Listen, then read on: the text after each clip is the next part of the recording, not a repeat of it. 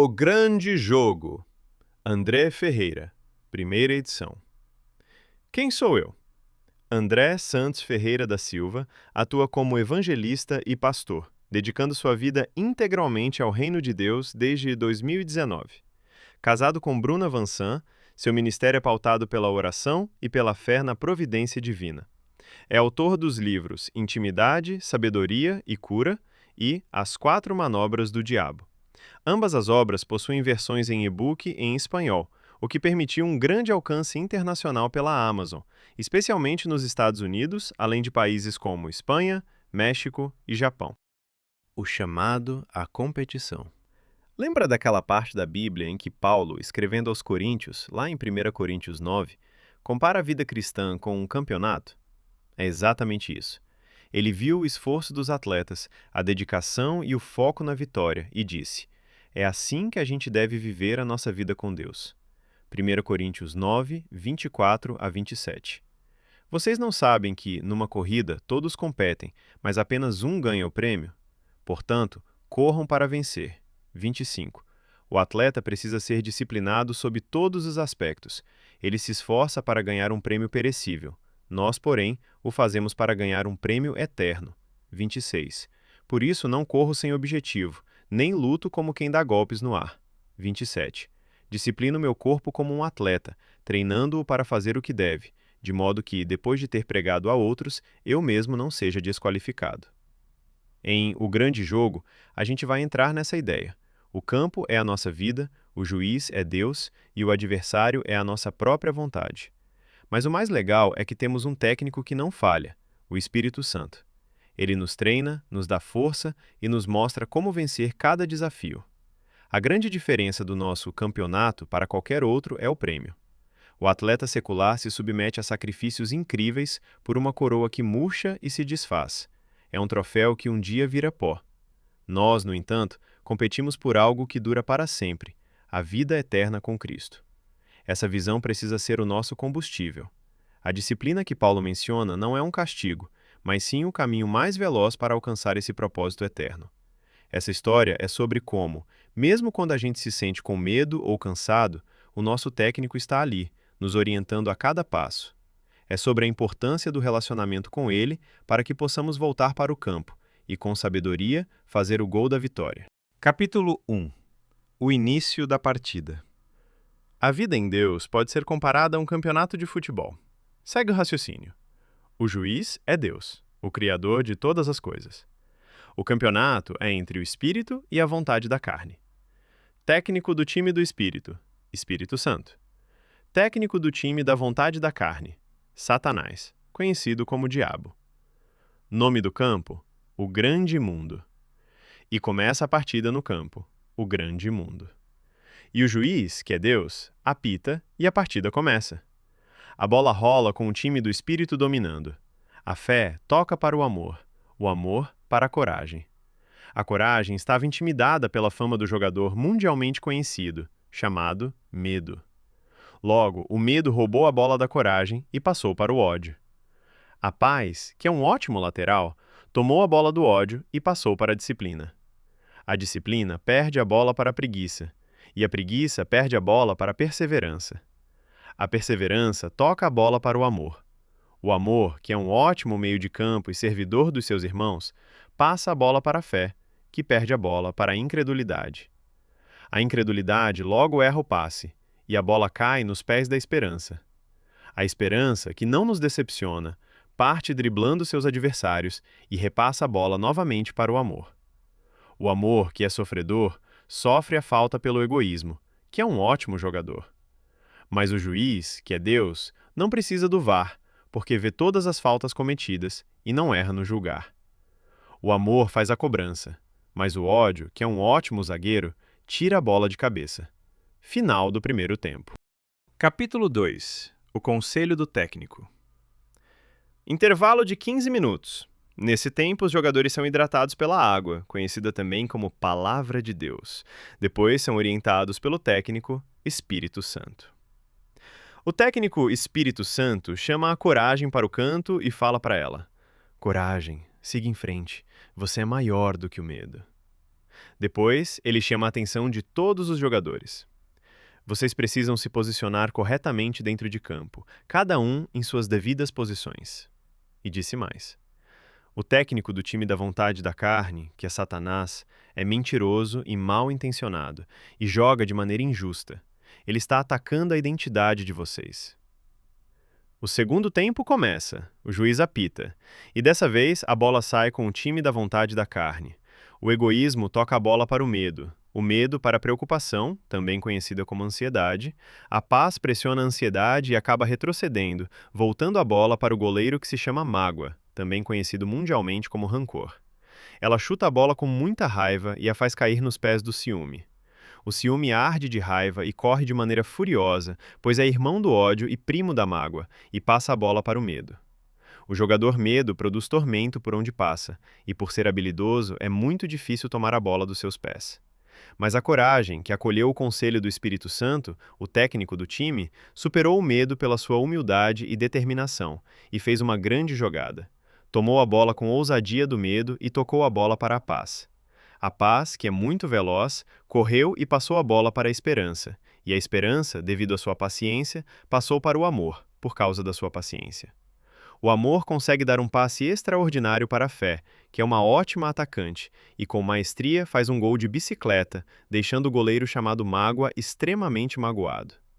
O juiz encerra a partida, vitória do time do Espírito, 1-0. Capítulo 3. O testemunho da coragem. A coragem foi chamada para dar um testemunho na televisão no final do jogo.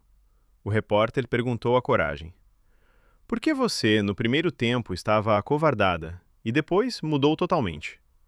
Ela respondeu: graças a Deus e pelo Espírito Santo, meu mestre e professor, que reforçou minha identidade de vencedora.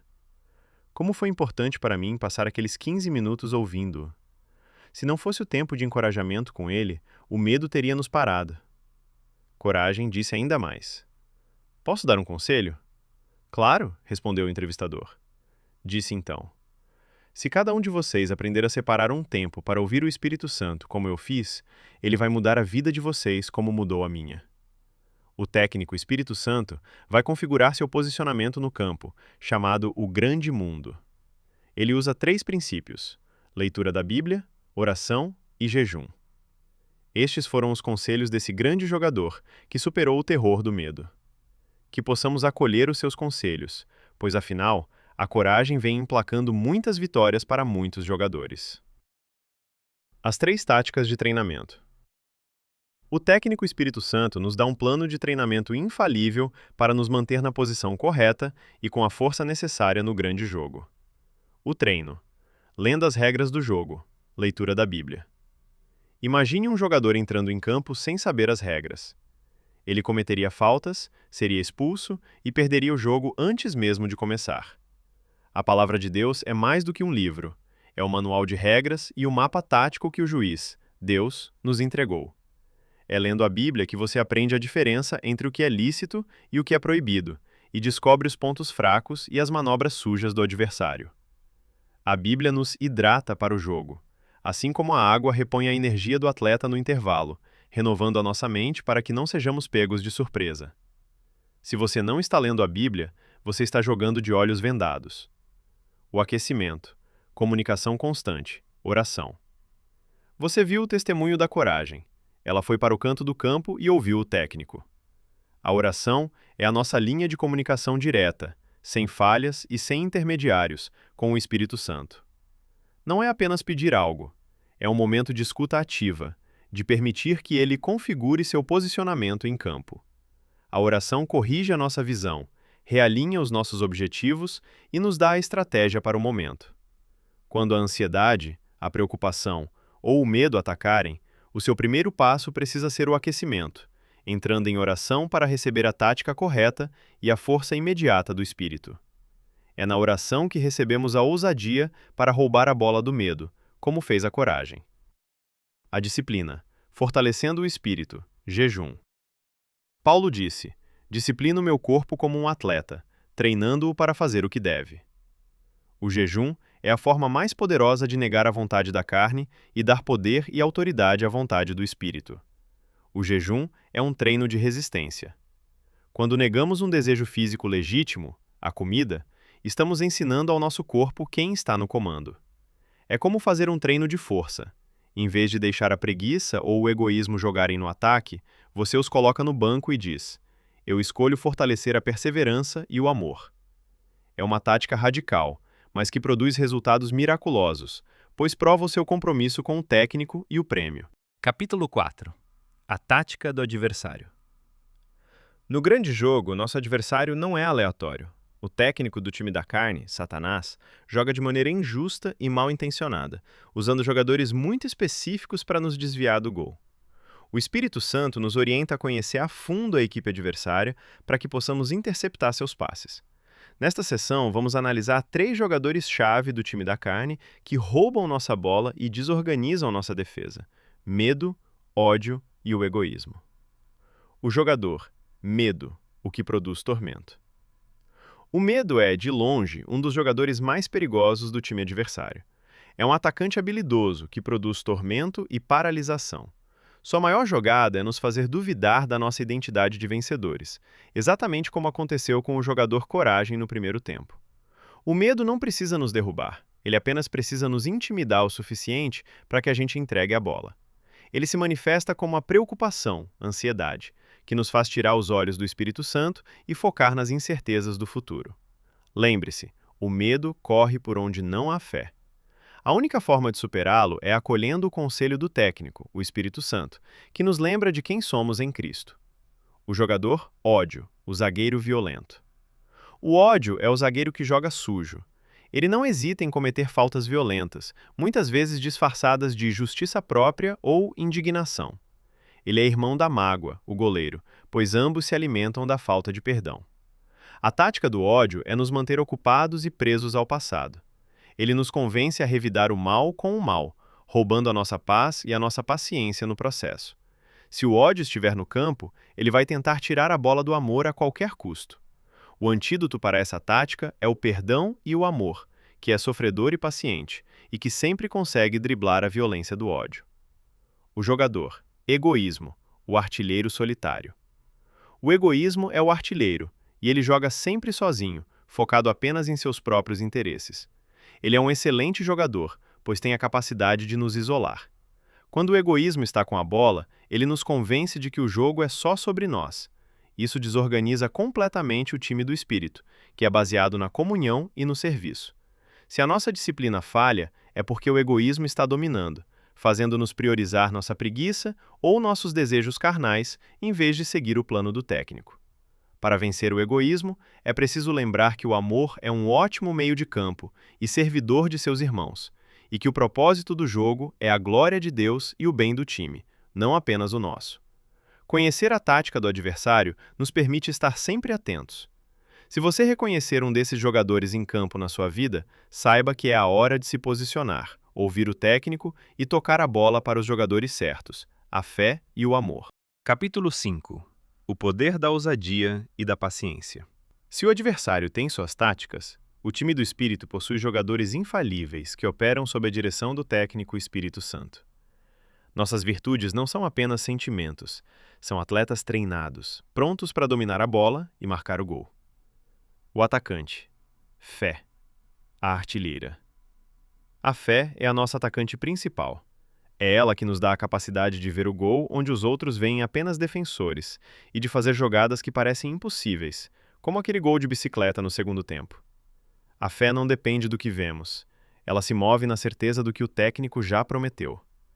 Quando a incredulidade, jogador do time adversário, tenta roubar a bola, é a fé que mantém o foco. Ela é a única que consegue chutar a bola para o gol com maestria, pois está ancorada na palavra de Deus. Cultive a fé através da palavra e da oração, e ela será o seu principal recurso para finalizar a jogada e garantir a vitória. O meio de campo. Amor. O sofredor e servidor. O amor é, sem dúvida, o jogador mais essencial no meio de campo. Ele é o servidor dos seus irmãos e tem uma qualidade rara no futebol: a paciência. É por ser sofredor que ele consegue suportar as faltas violentas do egoísmo e do ódio sem revidar na mesma moeda. O amor não apenas se defende, ele cria jogadas. Lembre-se, o amor é a conexão de todo o time. Ele passa a bola para a fé e toca para a coragem. Se você está em dificuldade, chame o amor para o campo. Sua tática principal é a humildade e o serviço, garantindo que, mesmo sob pressão, o time permaneça unido e focado no propósito de Deus. O lateral. Esperança. A que não decepciona. A esperança é a nossa lateral veloz, aquela que corre e não se cansa, especialmente quando a bola parece perdida. A esperança não é um mero desejo. É a certeza de que o placar pode mudar a qualquer momento, pois o técnico, Deus, está no controle. Nos momentos de cansaço ou quando a preguiça rouba a bola, a esperança é quem nos dá o fôlego para correr e recuperá-la. Ela dribla os adversários porque sabe que, no final, a promessa de Deus se cumprirá. Ela é a ponte entre a fé e o amor, garantindo que o jogo não termine até o apito final do juiz. Capítulo 6. A unidade da igreja e seus jogadores. A figura do futebol representa muito bem a unidade da igreja. A inspiração para eu escrever este livro veio de sonhos. A Bíblia diz que Jesus ensinava por meio de parábolas, usando coisas cotidianas da época, como a figura do semeador, falando de vinha, de ovelhas. Ele lidava com agricultores.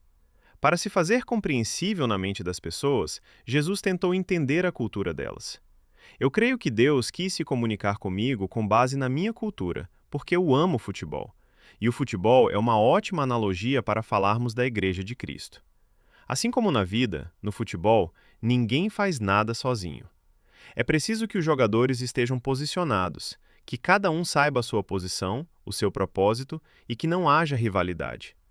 Por mais que em um time haja aquele jogador que brilha mais do que os outros, ele não é melhor e nem consegue jogar sozinho.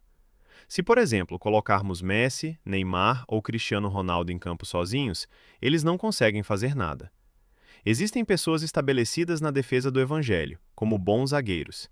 Existem pessoas que são meio de campo, habilidosas, frias e pensadoras. Assim como há os atacantes, que são importantíssimos. Acho curioso quando Paulo fala da igreja e usa a figura do corpo. Observe comigo. Em 1 Coríntios 12, 12. O corpo humano tem muitas partes, mas elas formam um só corpo. O mesmo acontece com relação a Cristo. Quando Paulo usa a analogia do corpo, o princípio que ele quer transmitir é o da unidade, de que ninguém faz nada sozinho. Um membro não sobrevive fora do corpo. No futebol é a mesma coisa. Quando o jogador é expulso, todos sofrem. Paulo continua dizendo: se uma parte sofre, todas as outras sofrem com ela. E se uma parte é honrada, todas as outras com ela se alegram. 1 Coríntios 12, 26. Se um jogador é premiado, todos se alegram com ele. Assim também é no futebol. Os jogadores estão interligados em um só corpo. São vários jogadores, mas que formam um só time. Paulo também fala algo muito interessante. Observe novamente. Ao contrário, algumas partes do corpo que parecem mais fracas são as mais necessárias. 1 Coríntios 12, 22. Em um grande campeonato, como a Copa do Mundo, nossos olhares se voltam para os jogadores mais habilidosos. Mas, como Paulo diz no texto acima, os membros do corpo que parecem mais fracos são os mais necessários. Nossos olhares não costumam se voltar para os zagueiros nem para os goleiros, mas eles são cruciais. Dentro da Igreja de Cristo é a mesma coisa. Quando Deus começa a usar um irmão com milagres e sinais, ou com uma habilidade maravilhosa de falar e pregar, as pessoas tendem a dar honra apenas a esse irmão, desvalorizando as outras partes que são importantes para que tudo aquilo flua. Assim como há muita idolatria no futebol, também há muita idolatria dentro da igreja. Não é para ser assim. Todos são importantes no time. E o único que deve realmente receber toda a glória é o dono do time, nosso Senhor Jesus Cristo. Os jogadores são funcionários. 1 Coríntios 12, 24 afirma que as mais honradas não precisam dessa atenção especial. Deus estruturou o corpo de maneira a conceder mais honra e cuidado às partes que recebem menos atenção. Ele diz, enquanto as mais honradas não deveriam ter tanta atenção. Só que, na verdade, fazemos o contrário. Focamos cada vez mais nos jogadores mais habilidosos e esquecemos daqueles que estão em posições que não são tão vistas, mas que são tão importantes quanto qualquer outro. Na verdade, se a parte da defesa do time não existir, não há como a parte do ataque fluir. Esse é o grande motivo de tanta divisão na Igreja de Cristo, a imaturidade dos fiéis. Quero te encorajar a honrar aquele irmão da igreja que é tão importante, mas que tem uma posição de zagueiro ou goleiro no time, e às vezes não é honrado nem visto. Ame esse pregador, ame esse pastor, qualquer que seja o seu ofício, pois se um dia ele for embora magoado, a igreja vai sofrer. Paulo continua o assunto e conclui dessa forma: a uns estabeleceu Deus na igreja, primeiramente apóstolos, em segundo lugar profetas, em terceiro lugar mestres, depois operadores de milagres, depois dons de curar, socorros, governos, variedades de línguas. 1 Coríntios 12, 28. Paulo começa a estabelecer por ordem. Isso não significa que os que vêm primeiro são mais importantes. Todos têm o mesmo grau de importância. Mas ele começa a estabelecer alguns jogadores em campo. O primeiro é o apóstolo. Quem é esse jogador? O que ele faz no corpo de Cristo? O segundo jogador é o profeta? O que esse jogador faz no corpo de Cristo? E o evangelista? Depois o pastor? E o mestre? Se você ler Efésios, verá que Paulo é mais específico lá. Observe. E ele mesmo concedeu uns para apóstolos, outros para profetas, outros para evangelistas e outros para pastores e mestres. Efésios 4:11. Aqui em Efésios, Paulo é mais específico. Paulo também fala sobre socorros e governos. Quem são eles em campo? Todo time tem seu departamento de saúde e performance. Ali há fisioterapeutas, psicólogos, médicos, massagistas, etc. Esses são um apoio para os jogadores em campo. Os socorros e governos são pessoas levantadas por Deus para serem um apoio aos jogadores que Deus estabeleceu em campo para aperfeiçoar a Igreja de Cristo.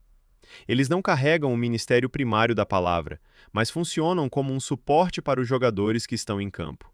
Agora, vamos falar especificamente de cada um desses jogadores, seus talentos, habilidades, capacidades e propósitos.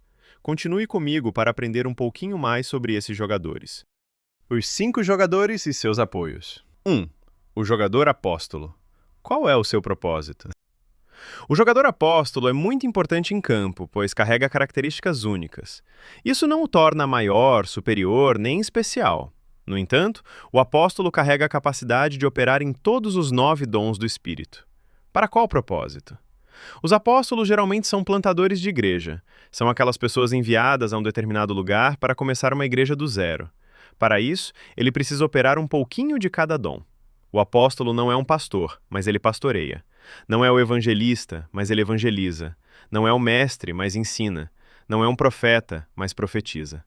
Como ele está sozinho em campo, ele precisa operar um pouco em cada dom. Contudo, ele não cumpre eficazmente o ministério pastoral como um pastor de ofício, nem cumpre o ministério de ensino como um mestre de ofício. Ele foi levantado para plantar uma igreja, então, no princípio, ele precisa fazer um pouco de cada coisa, até a chegada dos outros jogadores. Os apóstolos operam muitos sinais e milagres, e às vezes são comparados a evangelistas. Enquanto os evangelistas estão preocupados em ganhar almas e multidões, os apóstolos não só pensam nisso, mas também em expandir o reino plantando a igreja e estabelecendo novos líderes. Para exemplificar para você, em uma mão há 5 dedos. Cada um desses dedos representa um jogador. O polegar, conhecido como dedão, seria o apóstolo. Ele carrega a capacidade de tocar em todos os outros dedos. Faça o teste. Verá que seu polegar tem capacidade de tocar em todos os outros dedos. O apóstolo carrega o dom natural da igreja. Ele dá origem ao ministério. Às vezes, os outros dons, profetas, mestres, nascem na mesma igreja. Por ter dado início e carregar essa paternidade, ele seria como o ventre gerador da igreja. Ele tem a capacidade de tocar em todos os outros dons. Isso não o torna maior nem especial. É uma habilidade de Deus sobre a sua vida. Ele também tem suas limitações. Não dá para comparar um profeta de ofício com um apóstolo que flui um pouco no profético, nem os milagres de um evangelista com os milagres de um apóstolo. Estão tentando apagar esse jogador em campo. Infelizmente, muitos não acreditam mais nesse jogador. Acham que ele existiu só nos dias dos apóstolos de Jesus. Hoje, não creio em apóstolos idênticos aos de Jesus. Os 12 apóstolos são únicos e tiveram experiências particulares e singulares, mas ainda acredito em apóstolos nos dias atuais, não operando iguais aos discípulos de Jesus. Ainda creio nesse jogador e sei da sua importância no corpo de Cristo. Infelizmente, hoje a igreja tem uma mentalidade pastoral, mas a origem da igreja sempre foi uma mentalidade apostólica. A mentalidade apostólica não centraliza a igreja. Eu sei que nem todo pastor faz isso, mas quando cuidamos demais, acabamos deixando de desenvolver novos líderes. A função de uma igreja apostólica é equipar a igreja, e não exatamente cuidar. Não estou dizendo que não se deve cuidar. Assim como na vida natural a criança precisa de cuidado enquanto é bebê, também cada membro precisa de cuidado enquanto está no início. Mas depois, a pessoa precisa dar os seus primeiros passos sozinha, crescer e criar uma certa independência em Deus. Se você mimar demais esses bebês espirituais, eles não vão se desenvolver. Fazem parte as quedas, fazem parte os erros. Tudo isso é processo de crescimento. Não estou falando mal do pastor, pois ele é um jogador essencial e falaremos mais dele depois. Mas o pastor é citado poucas vezes na Bíblia. O apóstolo é um dos nomes mais citados na Bíblia, perdendo apenas para os profetas. Infelizmente, hoje só se nomeiam pastores. Mas, biblicamente falando, como lemos em Efésios, Paulo o tempo todo está enfatizando que Deus estabeleceu apóstolos, profetas e por aí vai. Acredito que para a igreja realmente voltar à sua essência, ela precisa entender a importância de cada jogador. Os falsos apóstolos. Paulo, em suas cartas, escreve sobre falsos apóstolos. Quem são esses falsos apóstolos?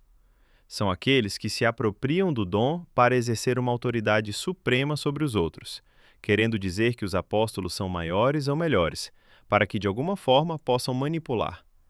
Na verdade, o único interesse deles é a lã das ovelhas. Se você é um bom leitor da Bíblia, vai perceber que em 2 Coríntios, Paulo é duro em suas palavras ao falar desses falsos apóstolos. Observe, esses indivíduos são falsos apóstolos, obreiros enganosos, disfarçados de apóstolos de Cristo. 14. Mas não me surpreendo, até mesmo Satanás se disfarça de anjo de luz. 2 Coríntios 11, 13. Esses tais falsos apóstolos se nomeiam o que não são. Uma árvore se conhece pelo fruto. Quando você não precisa ficar falando. Mas esses tais falsos apóstolos o tempo todo ficam dizendo que são apóstolos. Beija meu anel aqui. Não estou falando desse jogador. O verdadeiro apóstolo é um pai espiritual. Ele dá a vida pelos seus filhos, assim como Paulo falou. Eu senti dores de partos por vocês, Gálatas. Ele é um ventre gerador. O ministério apostólico não pode ser egoísta, porque vai chegar um determinado momento em que ele precisará deixar a igreja que ele criou para que ele não mate os novos líderes que estão surgindo. O ministério apostólico é dotado de humildade e amor. São prudentes construtores, como diz Paulo, e estabelecedores de doutrina. Precisamos desse jogador em campo novamente. Talvez você que está lendo este livro seja um apóstolo. Mas para que você descubra, você precisa do olhar cirúrgico do técnico, o Espírito Santo. E se você não passar tempo a sós com ele, jamais descobrirá qual é a sua posição e o seu propósito em campo. 2. O jogador profeta. Outro jogador extremamente apagado, mal compreendido e desonrado é o jogador profeta. Muitos tomam esse título, como já tinha falado antes, com o intuito de manipular e fraudar a igreja. Mas esse jogador é muitíssimo importante. Costumo dizer que os apóstolos são portas, aqueles que abrem oportunidades. Paulo disse, uma porta aberta me apareceu. Mas os profetas são janelas, aqueles que têm a visão a longa distância das coisas. A Bíblia diz que sem profecia, direção, o povo perece. Os apóstolos são arcos, mas os profetas são flechas. Assim como os apóstolos, os profetas carregam milagres extraordinários. Ouso dizer que chegam a operar nos 9 dons também, mas de uma maneira um tanto distinta. Eu, como um profeta, posso dizer que a operação de milagres na vida de um profeta é por inspiração profética. É algo que não é muito comum. Uma vez tive uma visão de que um amigo meu estava com uma dor no joelho, e quando eu orava por ele, acontecia o milagre. Quando eu opero com base na revelação, o milagre é instantâneo. Meu amigo foi curado. Já tive momentos de orar sem a revelação profética e não acontecer nada. O profeta, quando opera por meio da primícia do seu dom, que é a revelação, não tem erro. O profeta carrega a fé de Deus nele. Por princípio, os profetas operam muito mais latentes nos dons de revelação. A Bíblia diz que existem 9 dons do Espírito. Dentre eles, 3 são de revelação: palavra de conhecimento, capacidade de saber presente e passado; palavra de sabedoria, capacidade de enxergar o futuro, trazendo conselho; e discernimento de espírito, capacidade de enxergar dentro da dimensão espiritual. Um profeta de ofício precisa ter os dons de revelação recorrentes na sua vida. Todos podem ter um sonho, todos podem operar em revelação, mas um profeta de ofício é recorrente. Assim como os apóstolos, os profetas fazem parte dos dons naturais, aqueles que dão origem à igreja. Geralmente, Deus conecta um apóstolo e um profeta juntos para plantar uma igreja. Quando isso não acontece, logo em seguida, o primeiro jogador a despertar depois do apóstolo é o profeta. O profeta é o nome mais citado em toda a Bíblia, desde o Velho Testamento ao Novo. O chamado primário de um profeta. Começamos falando sobre os dons de revelação dos profetas, mas quero deixar claro para você que esse não é o primeiro chamado deles. Todo profeta ou é um pregador ou um mestre na palavra. Profetas são zelosos com a palavra de Deus. São chamados a protestar contra a religião. Todo profeta foi levantado por Deus em um momento muito decisivo, quando o povo estava desviado dos caminhos. Deus levantava um profeta que trazia uma mensagem. Se pegarmos a história de Jeremias, ele foi levantado por Deus em um momento decisivo, em um momento de grande apostasia. Ele chama o povo para o arrependimento. A Bíblia afirma que Deus instituiu Jeremias para edificar, para destruir, para plantar e arrancar. Observe Jeremias 1:10. Olha, ponho-te neste dia sobre as nações e sobre os reinos, para arrancares, e para derrubares, e para destruíres, e para arruinares, e também para edificares e para plantares. Profetas do Senhor vêm com unção para desfazer coisas erradas, e para construir e plantar as coisas certas. O principal chamado de um profeta é levar o povo ao arrependimento e trazê-lo de volta a Deus. Um profeta genuíno ama as Escrituras. Ele não coloca suas experiências ou seus dons acima do que a palavra de Deus diz. Muitos têm confundido simplesmente profecia e revelação com o ofício profético. Nem todo mundo que opera no dom de revelação é um profeta. Um profeta carrega um ministério, um chamado, uma vocação. Carregar unção profética não é fácil. São pessoas solitárias e de poucos amigos, não porque querem, mas são pessoas escolhidas por Deus para falar a verdade. Infelizmente, as pessoas não gostam de ouvir verdades. A missão deles é uma só: trazer a mensagem do Senhor. Se vão gostar, isso não importa para eles. O seu único foco é agradar ao Senhor. Profetas muitas vezes são irônicos, mas não creio que sejam maldosos. Gosto bastante do profeta Micaías. Enquanto 400 profetas estavam falando coisas boas para o rei Acabe, a Bíblia diz que o irônico Micaías falava coisas ruins. Um dia, o rei Josafá disse ao rei Acabe: "Não tem profeta aqui em Samaria?" Acabe respondeu: "Tem Micaías, mas ele só fala coisas ruins a meu respeito." Um profeta de verdade, muitas vezes, vai mais te repreender do que te bajular. Profetas não são definidos pelo tanto que revelam, mas pelo seu caráter ilibado.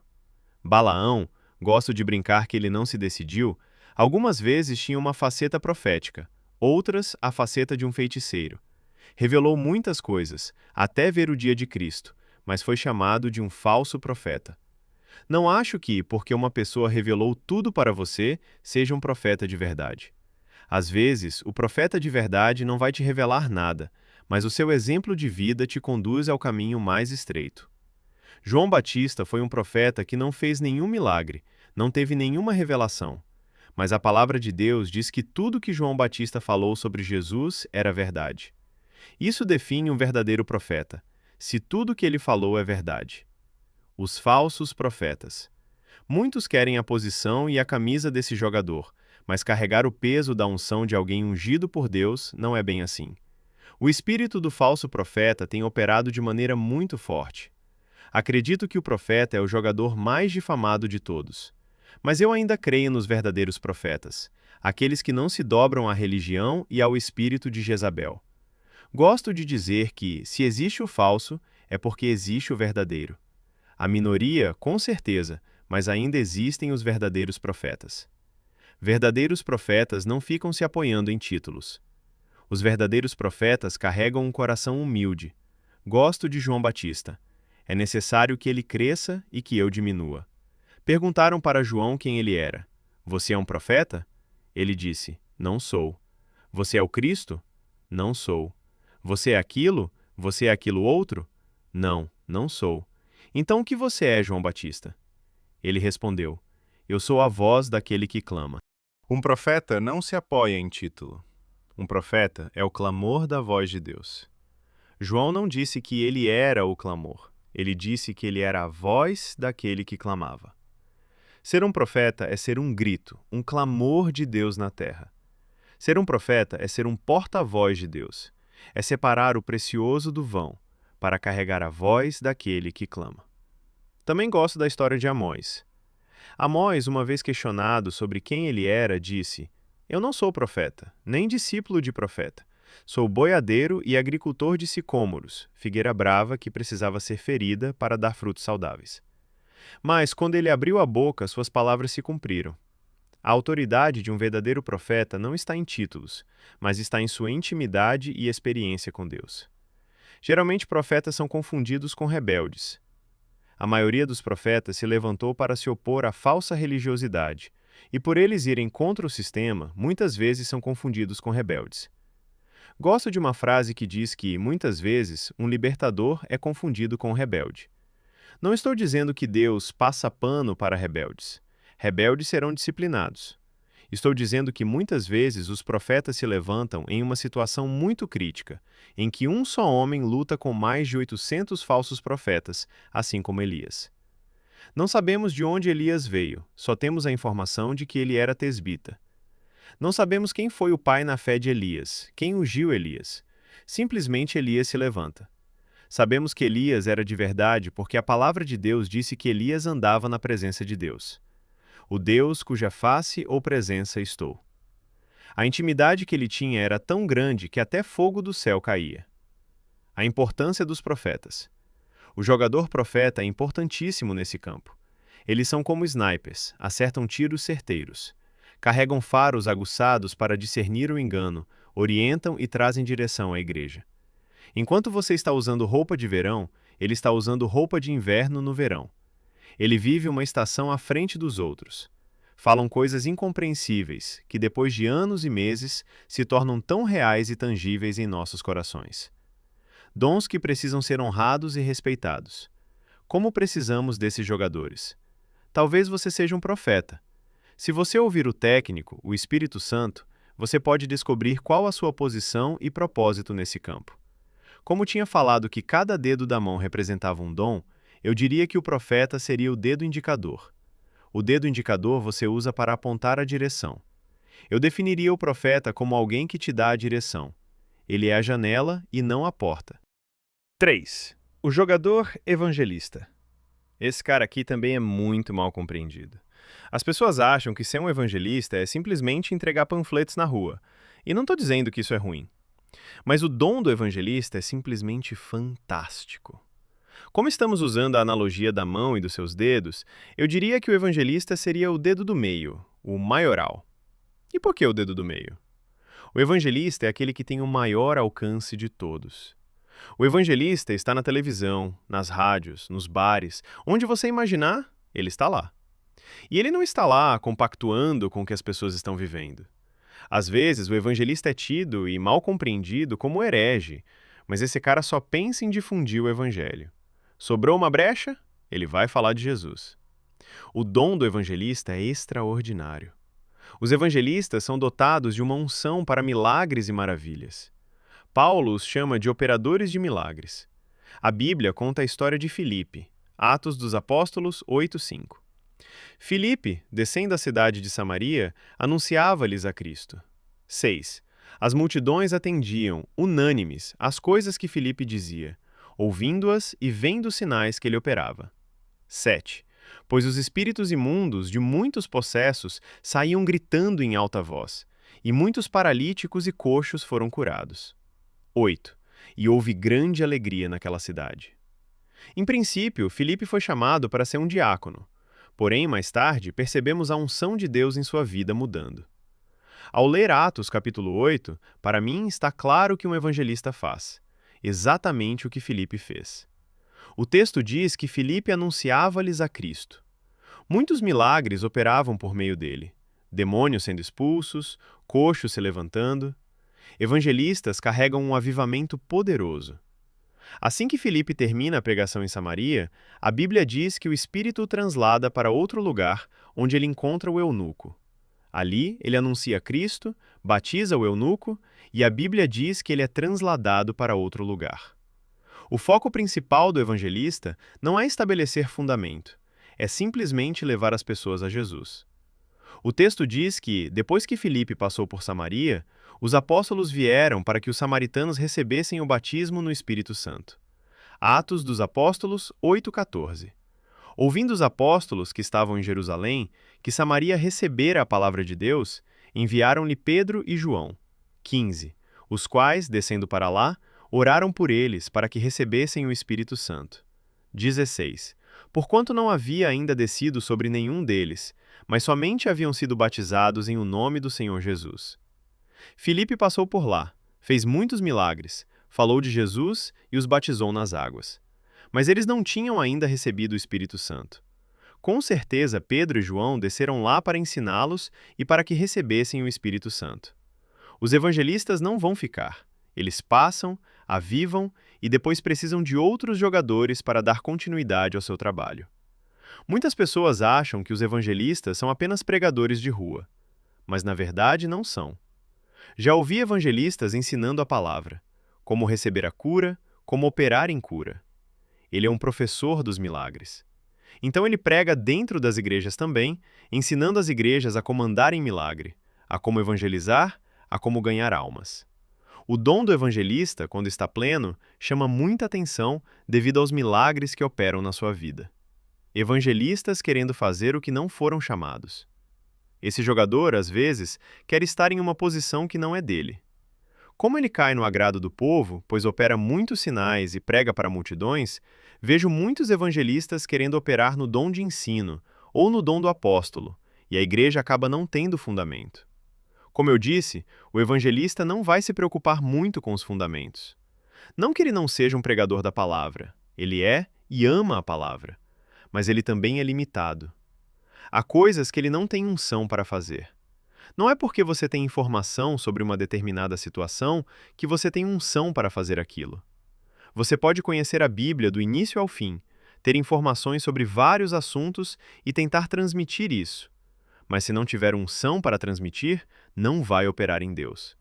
Por isso, não é só ter informações. É descobrir a unção para a qual você foi chamado. Percebo muitas igrejas feridas porque, na verdade, estão sob a liderança de um evangelista. Primeiro, o evangelista, ao estar em uma posição errada, não opera na totalidade dos seus dons. E, por consequência, os dons de milagres deixam de operar. Tudo porque está fora do ofício natural dele. E segundo, a igreja fica extremamente deficiente. Precisamos de evangelistas maduros. Se o jogador evangelista passar a bola para o jogador mestre ou jogador pastor, o seu trabalho é bem mais eficaz, porque ele tem a graça de trazer, mas não tem a graça de manter. Por isso, precisamos de evangelistas maduros que entendam a sua esfera de atuação. Mas, deixando claro, não existe dom maior ou melhor. Existem áreas que precisam ser acessadas na terra, e cada dom do Senhor é uma ferramenta. Existem aqueles que são o machado do Senhor, outros são enxadas, outros são enxadões. Você precisa descobrir qual é a ferramenta que Deus te deu, porque a ferramenta usada para o propósito para o qual ela foi criada cumpre melhor o seu objetivo. Costumo ter sonhos em que estou sempre com uma enxada na mão. Enxada é uma ferramenta de manutenção. Sei que meu chamado é algo dentro da igreja. Já tive a visão de que estava atirando um arco para um brejo, só que o arco fui eu quem fiz. Depois o sonho me mostrava um arco potente que não fui eu quem fez. Era algo que era entregue. E esse arco era atirado para dentro do curral do gado.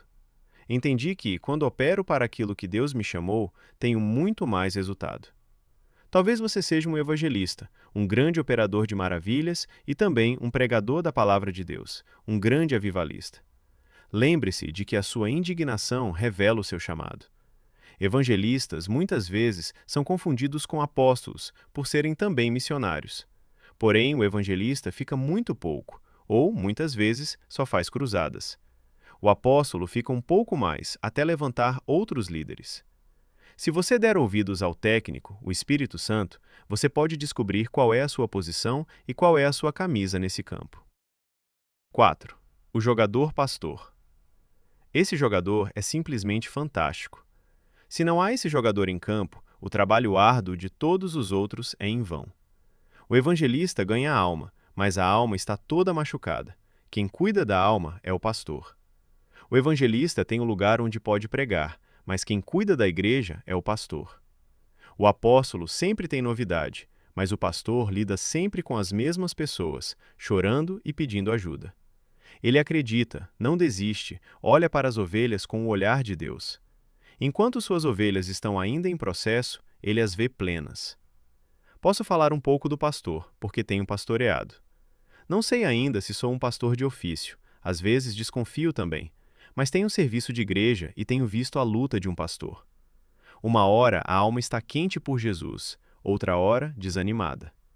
Creio que, quando Paulo fala sobre dons de curar, está falando sobre os pastores, pois esses carregam uma graça de trazer cura, não só do corpo, mas da alma. Pastores são extremamente conselheiros, amigos, e além de cuidar de todo o rebanho, cuidam ainda da parte administrativa da igreja. O pastor é o único que fica e deve ser sobremaneira valorizado. A palavra do Senhor no livro de Jeremias afirma que levantaria pastores segundo o coração de Deus. Assim como há pastores maravilhosos, há os pastores que na verdade são lobos. Estão ali só pela lã da ovelha. O pastor tem um caminhão de criancinhas, e o mais triste, às vezes, é que quando as crianças crescem, vão embora. A vida de um jogador pastor não é fácil. Se houve algum pastor na sua vida e hoje ele não está mais, te encorajo a respeitá-lo, honrá-lo e amá-lo. Os desafios da liderança do jogador pastor. Posso dizer que o pastor é o técnico do time, que é a igreja? Todos os dias, ele tem o grande desafio de ouvir vários jogadores dizendo que são mais prudentes e mais sábios do que ele. Mas o próprio Deus o instituiu como técnico do time. E não é fácil, por vezes, lidar com rebeldes e insubmissos, pessoas carentes e, além de tudo, liderar outros futuros líderes. O espírito de um pastor é firme. O pastor não só carrega o cajado, mas ele também carrega a vara.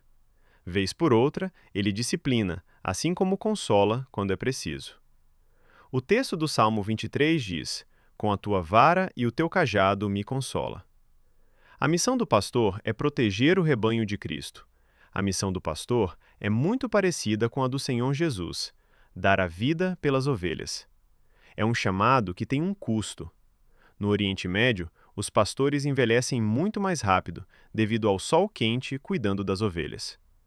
Pastores muitas vezes se desgastam, porque cuidam não só deles, mas também do rebanho de Jesus. Não critique seu pastor se o vir gordinho, às vezes cansado. Ele cuida de todo mundo, mas muitas vezes não sobra tempo para ele. Literalmente, se não tiver a graça de Deus, não dá para ser pastor. Não queira entrar em uma unção para a qual Deus não te chamou. O pastor é envolvido por um amor que não é dele, é um amor do próprio Jesus. Ele precisa da sua admiração e do seu carinho. Pastores amadurecidos. Os pastores, quando não são amadurecidos, acabam atrapalhando o desenvolvimento das ovelhas. Por mais que ele tenha a missão de cuidar, ele precisa entender quando a ovelha precisa ir. O apego do pastor com as ovelhas é muito grande, e há muitos pastores que acabam não deixando as ovelhas irem. Os pastores precisam entender que as ovelhas não são deles, mas são do Senhor. E também os pastores precisam entender que as ovelhas também precisam dos outros jogadores. Às vezes, eles querem proteger demais e não dão espaço para o apóstolo, evangelista e o profeta também trabalharem no coração das ovelhas. A missão de um pastor é muito desafiadora, mas eles precisam ser muito amadurecidos para não criar filhos mimados. Um pastor com mentalidade apostólica daria muito mais resultado. Sei que é natural dele cuidar, mas vai chegar uma hora em que ele precisa equipar a ovelha. O carinho das pessoas pelos pastores. Devido ao pastor estar muito presente, não apenas nos dias de culto, mas também nos momentos bons e ruins da vida das ovelhas, elas acabam desenvolvendo um grande carinho por ele. Por isso, muitas vezes, não conseguem reconhecer ou valorizar outros dons ministeriais. Às vezes, Deus deseja usar um profeta ou um mestre, mas por estarem focadas somente no pastor, as ovelhas não abrem espaço para aprender com os demais obreiros com outros dons dentro do ministério. São nesses momentos que os próprios pastores precisam instruir as ovelhas de que não é apenas uma marcha, são 5 marchas em um carro. Dependendo da velocidade que o carro está, ele precisa de uma outra marcha. E, na verdade, esses 5 jogadores operam juntos. Como estávamos usando a analogia da mão e dos seus dedos, posso dizer que o pastor é o dedo anelar ou anular, é o dedo da aliança. Pastores têm aliança com as ovelhas. Também há uma veia no dedo anelar que vai até o coração. Pastores têm uma graça de acessar o coração das ovelhas. Talvez você seja um pastor, mas para que você descubra isso e saiba qual a sua camisa em campo, você precisa dar atenção ao técnico, o Espírito Santo. Só ele pode te posicionar em campo da forma correta. Pastores sentem nos corações das ovelhas. No momento crítico da sua vida, você já recebeu uma mensagem do seu pastor? Eles sabem quando elas estão mal e quando elas estão bem. Literalmente, é uma capacidade de Deus na vida deles. Tem que ser ungido pelo Senhor para operar nessa unção. Ser pastor não depende apenas da idade, embora ela tenha seu valor, especialmente porque os pastores também lidam com responsabilidades que exigem um certo grau de vivência, como, por exemplo, a área administrativa da igreja. Porém, mesmo que alguém seja idoso e tenha muita experiência de vida, isso, por si só, não é suficiente. O pastor precisa ter uma capacidade espiritual específica. Se for jovem, mas ungido pelo Senhor, ele também pode cumprir plenamente o propósito para o qual foi chamado. Deus concede a cada pastor as ferramentas necessárias para exercer seu ministério. Isso não diminui a importância da experiência, pois o pastor lida com questões emocionais, acompanha famílias, orienta pais e filhos, realiza funerais, casamentos e diversas outras atividades. Em um único dia, ele pode, por exemplo, conduzir um funeral pela manhã e celebrar um casamento à tarde. O psicológico de diamante do pastor. Pastores são traídos, desprezados e rejeitados.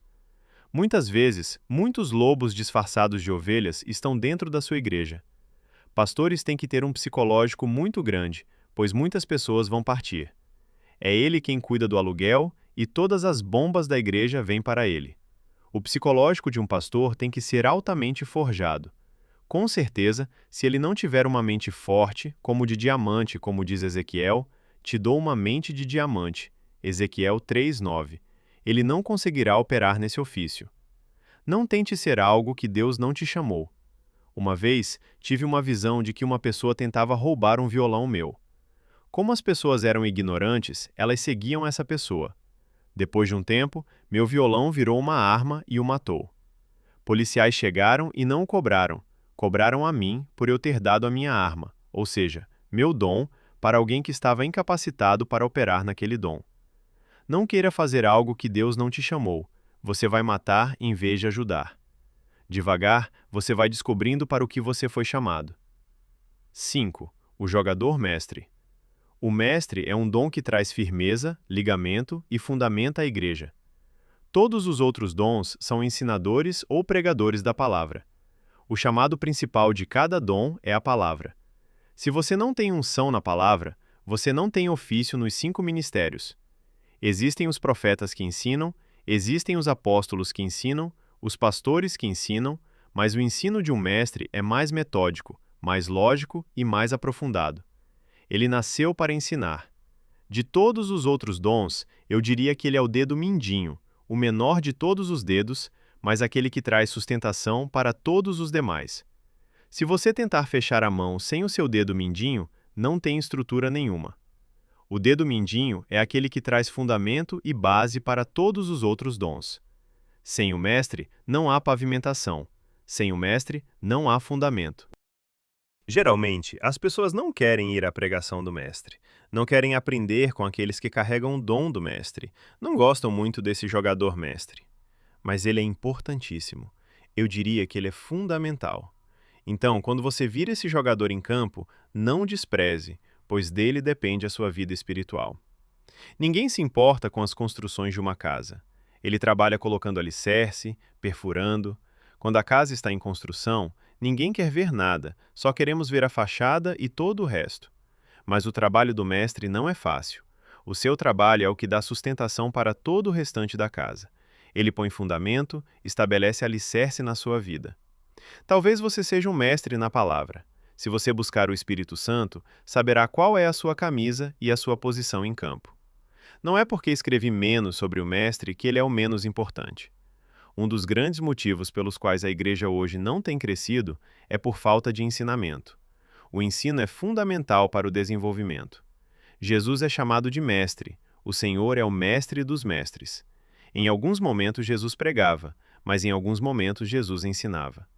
Talvez a igreja de um mestre não seja tão grande, mas ela é a mais enraizada. Os pregadores são importantes para encorajar e fortalecer. Já entrou em um culto em que a presença era extraordinária e você falou, que tremendo! Mas, quando te perguntam sobre o que a pessoa pregou, você nem sabe. Por quê? Porque essa pessoa não é um mestre, é um pregador. A palavra dela vem com poder e impacto. Mas às vezes, quando você ouve um mestre, você não sente nada nas suas emoções. Mas quando você sai de lá, você sai balizado, orientado e discipulado, porque a função dele é ensino. Não estou dizendo que ele não tem unção. Já ouvi mestres operando com unção extraordinária, mas o mestre de ofício geralmente não opera por inspiração.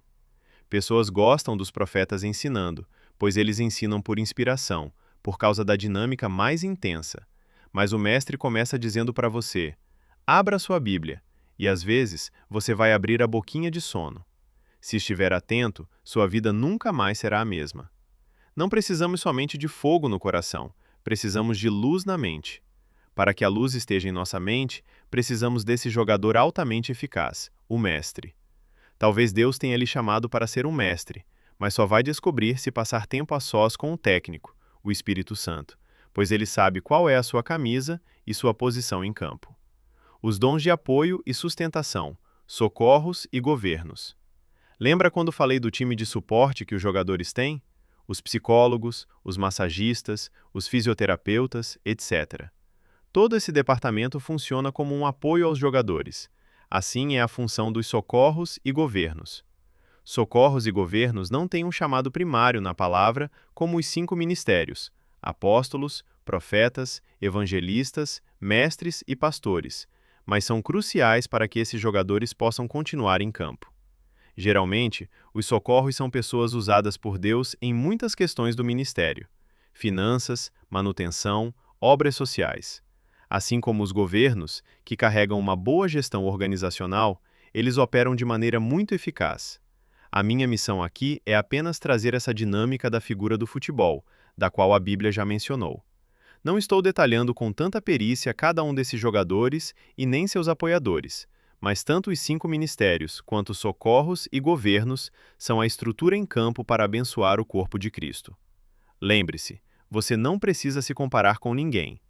Quando Deus te designa um propósito, Ele o faz ter prazer, alegria nele. Independentemente de fazer parte dos dons de apoio ou dos ministérios, todos são importantes no time, e a glória é somente do dono do time, Jesus Cristo. Todos nós somos trabalhadores e servos do dono do time. Conclusão: o placar final e a coroa imperecível. Queridos, a ideia deste livro, O Grande Jogo, é nos lembrar de uma verdade fundamental. Sem disciplina, não alcançaremos nenhum resultado em nossa caminhada cristã. Esta foi uma leitura simples, mas muito verdadeira. Todos os dias lutamos contra as vontades da carne. É fundamental entender que o diabo é quem incita essas vontades, mas se andarmos em comunhão com o Espírito Santo, os frutos do Espírito sempre vencerão este jogo. A importância do jogo diário. A analogia do futebol não é um exagero, ela é um espelho. A ideia aqui, de uma maneira extrovertida e dinâmica, é não deixar você se esquecer de que cada dia é um jogo neste campo chamado mundo. Se você não aprender a separar um tempo para o Senhor, assim como em um jogo de futebol, onde há um intervalo para ouvir o técnico, não saberá qual é a sua posição em campo, ficará perdido e, com certeza, ao deitar a cabeça no travesseiro, terá a sensação de que não jogou bem. A disciplina de ler as regras, Bíblia, de aquecer-se, oração, e de fortalecer o espírito, jejum, é o que garante que você possa roubar a bola do medo e fazer o gol com a fé. O julgamento do árbitro. Todo dia é um novo jogo que segue até o final deste campeonato, quando Cristo virá para julgar todas as coisas conforme o Evangelho. O juiz, Deus, não precisa do VAR, pois vê todas as faltas cometidas e não erra no julgar. Nossa meta é que, quando ele apitar o final da partida, não nos veja como desqualificados. 1 Coríntios 9, 27. Mas como atletas fiéis que correram para vencer o prêmio eterno. O placar que realmente importa é o que será registrado no reino. Que você acolha os conselhos do Espírito Santo e da coragem, pois o treinamento diário é a única garantia de que você não será parado pelas táticas do adversário. Que você possa seguir concedendo muitas vitórias para o time do Espírito. Um abraço a todos, de seu irmão em Cristo, André Ferreira, autor.